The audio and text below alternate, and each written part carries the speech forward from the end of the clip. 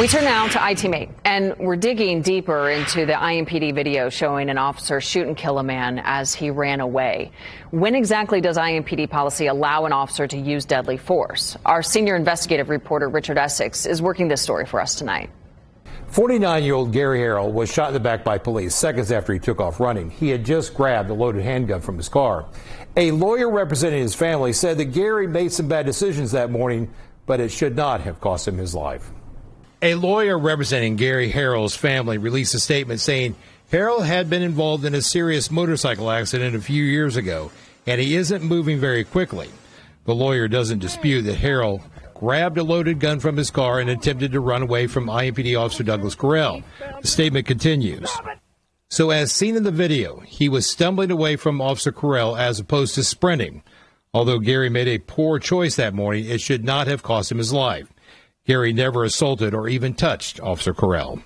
From the video, Officer Correll gave one warning: stop, drop it. The Harrell family lawyer says the officer didn't give Harrell time to comply.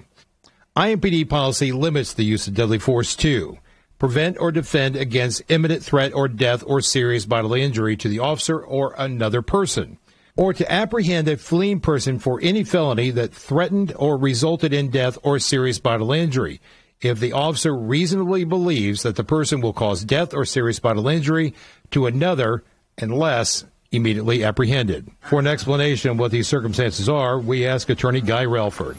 Is the person with that loaded handgun running towards someone, and the officer has some reason to believe they're going to run toward them and then hurt them?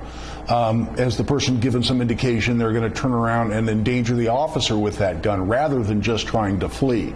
But very importantly, they have to be preventing that serious bodily injury to themselves or someone else, and typically it has to be someone identifiable. IMPD has declined to comment and said the video speaks for itself. Officer Douglas Correll faced allegations of excessive force against a black man in 2016.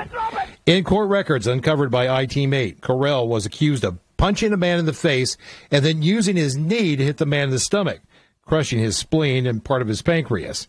IMPD cleared him of any wrongdoing, but the city paid the victim $380,000.